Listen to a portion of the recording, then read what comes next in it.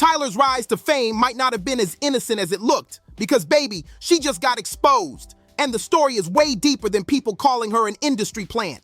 For the longest time, we were led to believe she was just some random South African girl who blew up on TikTok with those wild clips about wanting to get her back blown out. That was the narrative they sold us. But now, word on the street is she wasn't just chasing clout. She was being used as a pawn in something way darker. Allegedly, her contract had insane clauses hidden in it, forcing her to push explicit content straight in front of kids. That's not just messy, that's disturbing. And here's where it gets crazier. Remember when Kanye went on rants about demonic contracts running the industry? Yeah, people are now saying Tyler might be living proof of exactly what he was talking about. Those contracts Kanye ranted about, the ones that supposedly make artists do crazy things. Well, people thought he was just being his usual chaotic self. But now, Jaguar Wright has jumped in with her own tea, and according to her, Tyler is tangled up in that exact mess too.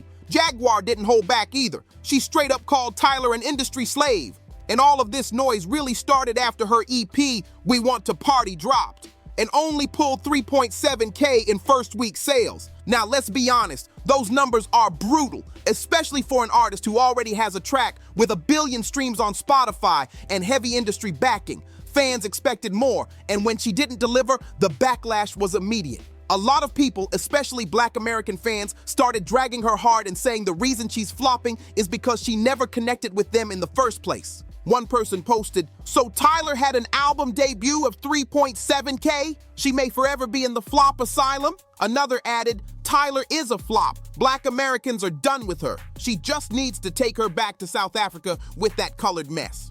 And in case you're wondering what they meant by that colored mess, well, it ties back to comments Tyler made about a year ago, right when she first started breaking out.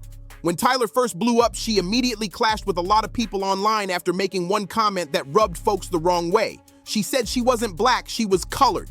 Now, in South Africa, where she's from, that word has a different meaning. Mixed race people there are commonly referred to as colored. But here in the US, that word carries a whole other history. It was a label forced on black people during segregation, and it's considered deeply offensive today. So when Tyler casually made that statement, it threw off a lot of people in the US. Fans felt like she was dismissing or even distancing herself from black identity in a way that didn't sit right. And instead of clearing things up, she doubled down. Later, she appeared on The Breakfast Club, the perfect chance to clarify everything, since the show has a huge black audience in America. But when the moment came, Tyler brushed it off with a snobby attitude and refused to really answer most of the questions. That only made things worse. Viewers said her whole demeanor felt cold, dismissive, and even arrogant, which pushed people further away instead of bringing them in. It wasn't until the backlash reached a breaking point that Tyler finally decided to address it head on. But even then, she didn't fully back down. She stood on her words about being colored. She admitted that yes, she identifies as a black woman, but in her own culture, she also identifies as a colored woman. For her, it wasn't a contradiction, it was part of her identity.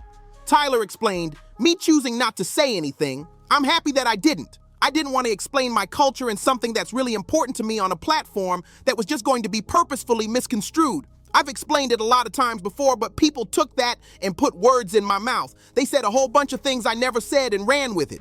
If people really searched, they'd see that in South Africa, we had a lot of segregation." But even with her explanation, many fans in the US weren't satisfied. Some felt she was being defensive instead of empathetic, while others thought she was just doubling down.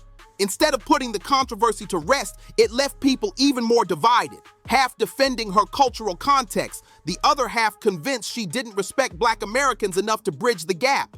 Tyler later explained just how complicated her identity really was growing up in South Africa. She said, "It was bad for a lot of us. They just classified us, and that just so happens to be the name that the white people called us. They chose to call people that were mixed colored. And I'm not gonna lie, it was hard because all my life, obviously I knew I'm black, but I also knew that I'm colored. So when I went to America and people were like, 'You can't say that,' I was in a position where I was like, 'Oh, so what do I do? What am I then?'" She continued. "Even if you give the best explanation, people will still choose not to understand. I'm at a point where I know who I am. I know I'm a black woman and I know I'm a colored woman as well. And you can be both. And the people that care to learn, they understand now. And that's enough for me."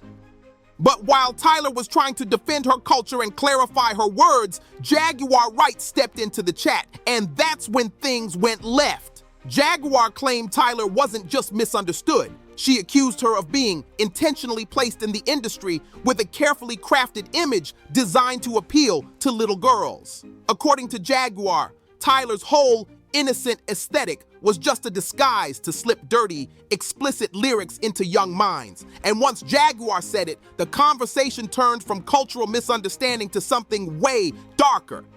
Jaguar didn't hold back. She went as far as saying the reason Tyla was chosen for this so-called agenda is because of her body type. According to Jaguar, Tyla's petite frame makes it easier for her to pull in a younger fan base while also attracting disturbing attention from the wrong kind of adults. She flat out labeled Tyla an industry slave and claimed that once the machine is done with her, they'll toss her aside the same way she believes they did with Aaliyah after using her up. Now here's the thing. People online were quick to eat this up. To them, Jaguar's accusations felt believable because a lot of what she was saying seemed to line up with Tyla's current situation. Some fans even compared it to Lil Nas X's rise and fall. Remember how the industry pumped millions into him, gave him Grammys in the middle of non-stop controversy, and then suddenly moved on once they'd gotten what they wanted? Many are saying Tyla's story looks eerily similar. She came in through TikTok, went viral with one song, rode that wave to a Grammy, and now the same industry that built her up looks like it's tearing her down. Her debut numbers flopped, she's getting dragged online daily, and now there are even whispers about her being deported back to South Africa. The word is that the only thing keeping her in the US right now is her career. And with the way things are spiraling, people think her time here might be running out. Since her music isn't pulling big numbers anymore, a lot of people are saying Tyla doesn't have much reason to stay in the US for long. And of course, the internet had plenty to say about it. One person commented, "I agree 1000%. The first time I saw Water and actually listened to the lyrics, I felt uneasy. Tyla looks way younger than the age they're saying she is. Hearing that she's been spotted with Clive Davis is also disturbing because we now know he's one of the reasons Diddy is as messed up mentally as he is. I don't know who her team is, but her being spotted with Clive Davis is a worst-case scenario." Another person added, "I really love Tyla, and right now she's one of my favorite artists, but Jag is right." Comments like these show how divided her fan base has become. Some people still ride for Tyla as an artist, praising her music and talent, but others are side-eyeing everything surrounding her career. The contracts, the connections, and the powerful names she's been linked to. The speculation is only getting louder, and whether true or not, people are convinced there's something way darker happening behind the scenes. One fan went as far as saying, "I refuse to even sing the lyrics to this song. Can you snatch my soul?" That's a dangerous mantra to recite. And the other lyrics aren't good either. Jag was right about that. Statements like this only fueled the fire, making people question whether Tyla's music is just catchy pop or something much darker being pushed into the culture. But now I want to hear from you. What do you think about Tyla being exposed as an alleged industry plant?